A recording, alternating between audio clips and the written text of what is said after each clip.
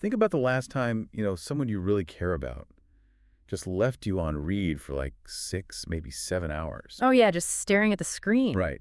Did your heart rate just inexplicably spike? Did you find yourself double texting to check in? Or maybe doing the exact opposite. Exactly, like tossing your phone across the room and just pretending you absolutely didn't care at all. Yeah, that happens a lot. Because the way you reacted in that moment, the way your chest got tight, or the way you suddenly wanted to pull away, that wasn't just some spontaneous reaction you came up with yesterday. No, definitely It not. was likely programmed into you before you even knew how to speak. We constantly assume that, our romantic lives, our breakups, or our friendships are these entirely unique, chaotic events. But when you start peeling back the layers, you find this blueprint hiding underneath it all. It's like a hidden architecture. Exactly. There's this emotional scaffolding dictating your reactions, and it was erected a long, long time ago. And today, we are hunting down that blueprint. So, welcome to this deep dive. Our mission today is to explore something you've probably seen referenced a million times on social media quizzes, attachment styles. But we are going way beyond the superficial pop psychology here. Way beyond. We're digging into our stack of sources to uncover the rigorous science of exactly how we bond with others, why we seek closeness, and the hidden biological mechanics behind all our relationship patterns. So to set our baseline from the research, attachment style isn't just a buzzword. It's a lasting mental template for how relationships work. A mental template. Right. It's the characteristic pattern of thoughts, feelings, and behaviors that a person uses to seek and respond to closeness with the people they depend on for safety. So we're talking about survival. Basically, yeah. Yeah. In infancy, that primary figure is a caregiver.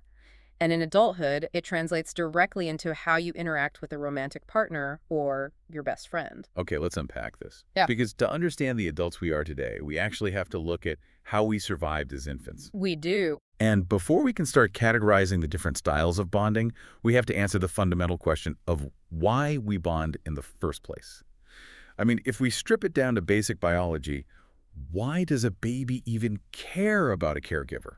Right. Is it just for survival? Yeah. Is it literally just because the parent provides calories? Well, for a remarkably long time, the scientific establishment genuinely believed the answer was yes.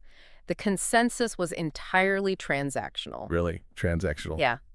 Back in the first half of the 20th century, two massive psychological frameworks really dominated the conversation. First, you had orthodox Freudian drive theory, Okay. and they argued that an infant bonds to its mother purely because she satisfies the physiological drive to keep. The literature literally referred to this as the cupboard love theory. Cupboard love. Yeah. As in, you only love the person because they are the cupboard where the snacks are kept. That was the exact literal analogy they used. And then you had behaviorism, which was the other massive school of thought. Behaviorists treated the infant caregiver bond as this simple learned association built entirely on food rewards. So just conditioning. Exactly. You experience a hunger drive, you get fed, you associate the feeder with a positive reward, and boom, you bond. Both models reduced human connection to a transaction for calories. Wait, so the dominant scientific theory of the era was basically assuming you only love your best friend because they occasionally buy you pizza. Pretty much. That is such a cynical view of humanity. It treats a baby like a little calculating machine and completely misses the profound emotional nature of a relationship. It really does. And the person who shattered that paradigm was a British psychiatrist named John Bowlby. Bowlby, right? Yeah. In 1951, Bowlby was commissioned by the World Health Organization to study the effects of maternal separation on children who had been orphaned or left homeless after World War II. Oh, that must have been a devastating study. It was. He published this landmark report documenting how children raised in institutions entirely devoid of a stable attachment figure showed severe emotional and developmental devastation. Which makes sense. But here was the kicker. These children were being fed perfectly adequate diets. Oh, so the vending machine was fully stocked, but the kids were still falling apart. Food wasn't enough. Exactly. Food was not enough. Bowlby realized the old theories were just fundamentally flawed. So he started looking outside traditional psychology and found his alternative in the work of a primatologist named Harry Harlow. Okay, the monkey experiments. Yes. Starting in the late 1950s, Harlow conducted these really famous and, frankly, ethically troubling experiments with infant rhesus monkeys. He separated them from their mothers to test the exact mechanics of bonding. Right, to see what they would choose. He gave these infants a choice between two artificial surrogate mothers. Let me guess. One had food and one didn't. That was the setup. One surrogate was this bare, harsh wire frame, but it had a milk bottle attached to it. So it offered calories. Calories, but absolutely no comfort. The other surrogate mother was a soft frame covered in terry cloth, but it provided zero food. Okay, so if the Freudian cupboard love or the behaviorist food reward theories were correct, those baby monkeys should have been absolutely obsessed with the wire mother. I mean, she was the one keeping them alive. Logically, yes, but the data showed the exact opposite. Really? Yeah, the infant monkeys spent up to 22 hours a day intensely clinging to the soft cloth mother. 22 hours. They would only briefly dart over to the wire mother just long enough to feed, and then they would immediately rush right back to the cloth mother for physical comfort. Wow. And then Harlow took it a step further. He introduced a terrifying stimulus into the cage like a loud mechanical toy just to see what the monkeys would do when they felt threatened. They didn't run to the food source, did they? They ran straight to the cloth mother. They clung to her until their fear subsided, using her as a base of safety before they would even turn around to look at the scary toy. That is incredible. It gave Bowlby's theory incredible empirical weight. It proved that comfort and safety, not food, is the true biological currency of attachment. We just need to feel safe. Exactly. Humans, just like those primates, are biologically wired to seek proximity to a protective figure when we are tired, unwell, or scared. So if comfort is our biological imperative for survival, the next logical question is, what happens when that comfort system is glitchy? Right, because it's not perfect for everyone. No, obviously not. Depending on who is raising us, we don't all get the same level of comfort, and we definitely don't all react to stress the same way. Which brings us to a developmental psychologist named Mary Ainsworth. She was a colleague of Bowlby's. Yeah. In the 1960s, she designed a brilliant way to measure exactly how that comfort system operates in real time. She created a laboratory procedure in Baltimore called the strange situation. The strange situation. Yeah, and it remains the gold standard in the field today. Let's walk through the mechanics of this, because I know this is where the 4 specific styles actually come from. Sure. Picture a standard 20-minute laboratory sequence. Researchers take a toddler, typically 12 to 18 months old, and place them in an unfamiliar room filled with toys alongside their primary caregiver. So far, so good. Then the procedure runs through a structured sequence of separations and reunions. Okay. The caregiver leaves the room, a stranger enters. The caregiver returns, the stranger leaves. It slowly ratchets up the mild stress on the toddler. Now, I would assume the researchers were observing how hard the toddler cried when the parent walked out the door. Right, wait, actually, no. No. That's a super common assumption, but Ainsworth was deeply focused on how the child behaved at reunion. When the parent comes back. Yes. The moment the parent walks back through the door tells you everything about what that child internally expects from the relationship. Based on those reunions, Ainsworth identified 3 distinct styles of attachment, with a 4th added later. Let's break these down one by one. And if you are listening to this, think about how you might have reacted in that room. The first category, accounting for about 60 to 65% of her sample, is the secure style. Okay, the baseline. Right. A securely attached child operates with a beautifully functioning system. They use the caregiver as a secure base to confidently explore the toys. When the parent leaves, they get appropriately upset. Which is natural. Very natural. But when the parent returns, the child uses them as a safe haven. They reach out, they are easily soothed, and within minutes, they are back to playing. So the system works exactly as intended. I get scared, I signal my distress, you comfort me, I feel safe, and life goes on. Perfectly said. Then you have the second category, the insecure avoidance style. Avoidant, okay. This made up about 20% of the infants. When the caregiver left the room, these toddlers showed almost no visible distress. Not at all. Barely any. And the reunion is the really fascinating part. When the caregiver returned, the infants actively ignored them. They would literally turn their bodies away, avoid eye contact, and just keep staring at a toy. I have to pause here. Wait, are those avoidant babies just naturally chill or independent? No, absolutely not. Because a lot of people hear avoidant and assume they genuinely just don't care. That is the single biggest misconception about the avoidant style, and we really need to correct this using the source data. They are not chill at all. So what's actually happening?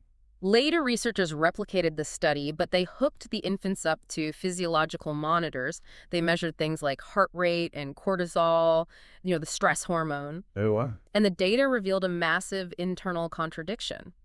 Internally, those avoidant infants were experiencing heart rate spikes and cortisol floods just as intense as the securely attached infants who were screaming their heads off. So they were in a state of absolute panic, but they were just actively suppressing the physical signal. They were hiding it. Through repeated interactions at home, they had learned a devastating lesson showing distress does not reliably bring comfort. That is heartbreaking. It is. Perhaps their cries were routinely ignored or rebuffed or met with annoyance, so they adapted. As a brilliant, albeit heartbreaking, survival mechanism, they learned to shut down the outward signal. Avoidance is a highly active coping strategy for managing intense distress. It is absolutely not an absence of feeling. That makes total sense from a biological standpoint. I mean, if crying gets you rejected by the only person keeping you alive, you stop crying. You stay quiet to keep the caregiver somewhat close, even if they aren't comforting you. Exactly. Okay, so if staying quiet is one survival strategy, what's the alternative? Do some kids just decide to turn the alarm bells up louder? They do, and that leads us to the third category, insecure ambivalent, which is sometimes called resistant. This was about 10 to 15% of infants. Okay. These babies showed extreme, overwhelming distress at separation, but at reunion, they were just an absolute bundle of contradictions. They could not be soothed. What do you mean? They would cling desperately to the caregiver while crying, but simultaneously arch their backs away or even hit the parent. Oh, well, it's like a manifestation of, I desperately need you to fix this, but I am so angry at you for leaving that I refuse to let you comfort me. Yeah, these infants are hyperactivating their attachment system. Theoretically, this stems from experiencing highly inconsistent care at home. Sometimes crying brings a warm response, sometimes it brings nothing at all. So they never know what they're going to get. Right. Because the caregiver is unpredictable, the child's strategy is to crank the volume up to maximum and never, ever let their guard down. You mentioned a fourth category earlier. Yeah. Because those first three cover the typical bases, secure, avoidant, and ambivalent. What happens when the system just completely breaks down? Well, in 1986, Mary Main, who was a former student of Ainsworth's, discovered a minority of infants in the data who simply didn't fit the other three patterns. She called this fourth category disorganized attachment. Disorganized. Yes. These infants displayed bizarre, contradictory behaviors. They would freeze mid-motion for long periods. They would approach the caregiver while looking terrified, sometimes walking backward or with their head completely averted. It's like their brain is just short-circuiting. It is a behavioral collapse. Disorganized attachment is most strongly associated with environments where the caregiver is either frightening to the child or profoundly frightened themselves, which often correlates with severe neglect or maltreatment. That's incredibly sad. The infant faces an unbearable biological paradox. Their primal instinct tells them to flee to their caregiver for safety, but their immediate instinct tells them to flee from the caregiver in terror. The sources mentioned a really extreme, visceral example of this with the Bucharest Early Intervention Project. Yes. Starting in the year 2000, researchers conducted a massive study on children raised in the notoriously under-resourced orphanages of Romania during the Ceausescu era. Where they were completely deprived of consistent care. Exactly. These children were completely deprived of a consistent caregiver. And the researchers found disorganized attachment at rates astronomically higher than the typical population. Which is expected, sadly. But the crucial takeaway, and this is a massive point of hope in the data, was that children who were randomly assigned out of those institutions and into stable foster care before the age of 2 recovered their attachment security substantially better than those placed later. Really? Yes, it is some of our strongest causal evidence that the quality of early caregiving directly shapes these outcomes, and that intervention actually works. Okay, so that perfectly sets up the next huge leap in this topic. Yeah. If you were an avoidant toddler suppressing your heart rate, or an ambivalent toddler clinging and hitting in a playroom in the 1970s, does that dictate how you act when you get a "we need to talk" text on a Tuesday night in your 30s? That's a great question. Here's where it gets really interesting. In 1987, two social psychologists, Cindy Hazan and Philip Shaver, proposed a radical idea: romantic love is an attachment process. Oh. They took Ainsworth's infant categories, translated them into descriptions of adult relationships, and essentially asked adults, which one sounds like you? And what did they find? The results were staggering. They found almost the exact same statistical distribution in adult romantic relationships as Ainsworth found in toddlers. The infant blueprint was dictating the adult architecture. But, human adults are infinitely more complex than a 1-year-old in a playroom. How do we map this out in the modern day? By 1991, researchers Kim Bartholomew and Leonard Horowitz refined this into the matrix model that most psychologists use today.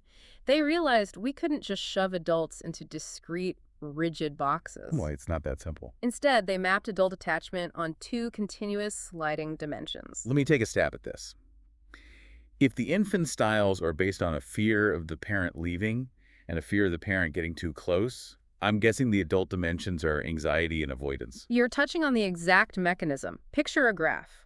The vertical axis is your anxiety dimension. Your core fear of abandonment and rejection. Exactly. And the horizontal axis is your avoidance dimension, your fundamental discomfort with intimacy and depending on others. If you chart yourself low on both anxiety and avoidance, you land in the secure quadrant. You generally trust people, you don't live in constant fear they'll leave, and you are comfortable relying on your partner. That's the secure base and safe haven translated to a relationship. Mm-hmm. So what if your anxiety is completely redlining, but your avoidance is low? You fall into the anxious, preoccupied category. This maps directly to the ambivalent infant. You hunger for extreme closeness, but you constantly fear your partner will pull away. So in a real-world scenario, this is the person who sends a text, doesn't get a reply for an hour, and spirals into absolute panic. Exactly, needing constant verbal reassurance that the relationship is okay. Cranking the volume to maximum. And if we flip it, what if you are low on anxiety, but your avoidance is off the charts? That is the dismissive avoidant style. This maps to the avoidant infant who turned away. You emphasize extreme self-reliance. Pushing people away. You probably feel suffocated when a partner wants to get too deep emotionally. When friction happens in the relationship, your immediate instinct is to create physical or emotional distance. You just convince yourself you don't need the other person anyway. The silent panic disguised as independence. And the fourth quadrant, where you are high on both. High anxiety about them leaving, but high avoidance of letting them get close. That is the fearful avoidant category, often linked to the disorganized infant. You desperately want closeness, but you are utterly terrified to trust anyone. That sounds exhausting. It creates an exhausting push-pull dynamic where you pull a partner in because you fear abandonment, and the second they get too close, you push them away because intimacy feels like a threat. I want to introduce an analogy here because thinking about this as a permanent life sentence feels really bleak. I feel like attachment styles are a lot like a smartphone operating system. I like that. When you're a baby, your early caregivers essentially write the initial code and install your base OS. It dictates how your emotional apps run in the background without you even noticing. Right. But you aren't stuck with a 1990s operating system forever. You can download patches. You can run software updates later in life. Does the clinical data back that up? The science absolutely validates the software update analogy. In fact, by the 1980s, researchers shifted to utilizing the term internal working models. Internal working models. Think of these as the unconscious algorithms you carry about two things: whether others are generally trustworthy and whether you are inherently worthy of care. Okay. Contemporary meta-analyses, like the widely cited work by R. Chris Fraley, show that while attachment is moderately stable, it is entirely revisable over time. It is stickier than a temporary mood, but much softer than a fixed personality trait. So you can rewrite the code. You can. Clinical psychology actually has a beautiful term for this earned secure attachment. This describes adults who perhaps had a very difficult, highly insecure childhood, but through dedicated therapy, deep self-reflection, or crucially a long-term partnership with a securely attached person, they have systematically rewritten those internal working models. They eventually test as secure. That is incredibly hopeful. It means our past heavily influences us, but it doesn't strictly define us. Exactly. But exploring this software analogy brings up a really thorny debate in the source material. If we can update our attachment software, who wrote the original code? The nature versus nurture debate. Yeah. How much of our original infant style was actually our parents doing versus our own innate biological hardware? Yeah. Like, are some babies just naturally harder to bond with? This is a massive, highly productive debate in the field. In the 1980s and 90s, a prominent psychologist named Jerome Kagan famously pushed back against the attachment purists. What did he say? He argued we were ignoring the role of temperament. Temperament is your innate biological disposition. It's your hardware. It's how physically reactive you are to a loud noise, or how fussy you naturally are straight out of the womb. So Kagan was suggesting that maybe the ambivalent baby screaming in the strange situation isn't screaming because the mother is an inconsistent caregiver. Right. Maybe that baby is just biologically wired with an ultra-sensitive alarm system. Kagan argued you can't just indiscriminately blame the caregiver's lack of responsiveness, you have to factor in the infant's biology. Today, the general consensus rests on an interactionist view. Nature and nurture are locked in a dance. So they feed into each other. Yes. Imagine an innately fussy, highly reactive baby. That baby might naturally exhaust a tired parent. The exhausted parent might withdraw slightly, lowering their responsiveness. And then the baby reacts to that. Exactly. The baby senses that withdrawal and becomes more anxious, which makes them fussier. It's a continuous feedback loop. Which is such important context because this specific science gets weaponized in the real world all the time to assign blame. Where do we see this getting twisted out of proportion in the sources? Well, the literature highlights a few major areas of misuse. First, you frequently see attachment theory selectively invoked in child custody disputes. Oh, yikes. One legal side might claim a child is securely attached to only one parent based on a single interaction, arguing they would be traumatized by shared custody. But you can't know that from one interaction. No, researchers vehemently argue that a single, isolated observation cannot reliably establish a family's entire long-term dynamic to that degree. And what about the parenting industry itself? Because I hear the phrase attachment parenting thrown around constantly, usually making someone feel terrible about their choices. Yes. The attachment parenting movement, popularized heavily by pediatrician William Sears from the 1990s onward, is a prime example of the science being stretched. Stretched how? The movement aggressively argues that highly specific intensive practices like extended breastfeeding, relentless co-sleeping, or literally wearing your baby in a sling on your body at all times are absolute requirements to produce a secure attachment. That sounds absolutely exhausting. And honestly, it sounds like an intense guilt trip for any parent who has to go back to work or who simply relies on formula to feed their child. If we connect this to the bigger picture, it is a profound guilt trip and an unscientific one. Look back at Mary Ainsworth's original gold standard criteria for secure attachment. She didn't say you had to wear the baby all day. She never demanded a specific feeding schedule or a rigid sleeping arrangement. Her criteria for a secure bond centered entirely on caregiver sensitivity and responsiveness. So just being attuned to the child. Can you accurately read the baby's signals and respond appropriately most of the time? You absolutely do not need to be physically tethered to your child 24 hours a day to do that. Misinterpreting the science here has caused an entire generation of working and formula-feeding parents an immense amount of unnecessary anxiety. So what does this all mean? We've covered a massive amount of ground today, from monkey cages in Wisconsin to the nuances of modern dating. Let's distill this into some rapid-fire takeaways to lock the knowledge in. Sounds good. Number one, Harlow's experiments prove that we are biologically wired to crave comfort and safety over food. When we are scared, we seek a protector, not a vending machine. Number two, Ainsworth mapped the mechanics of how we react to separation and reunion, giving us the secure, avoidant, and ambivalent styles, while Mary Main identified the disorganized behavioral collapse. Number three, if you know an avoidant person who seems incredibly aloof or unbothered when things get stressful, remember the physiological data. Right, the cortisol spikes. Their heart rate is likely spiking. They are experiencing a silent panic they've just learned, for survival, to suppress the signal. Number four, the blueprint translates. Hazan and Shaver proved that this infant survival template maps directly onto adult romantic love.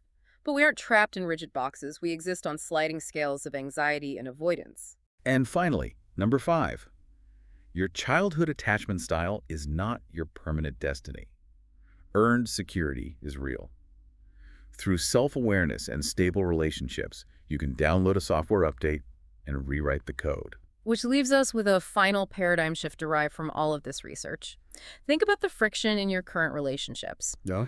The next time you are in an argument where one partner desperately needs to talk it out and get reassurance, and the other partner desperately needs to leave the room and get space, realize that neither person is inherently broken or incompatible. They're just running entirely different survival software. They are running different, highly learnable survival strategies that kept them safe a long, long time ago. So the question to leave you with is this: how does viewing your everyday relationship conflicts as ancient survival strategies rather than fundamental character flaws change the way you argue? That shifts the entire landscape. It brings so much profound empathy into the room when you realize the person pulling away or clinging to you is just trying to feel safe. Thank you for joining us on this deep dive into the blueprint of human connection. Keep looking for the hidden structures beneath the surface. Keep updating your operating systems. And as always, keep questioning the world around you. We'll catch you next time.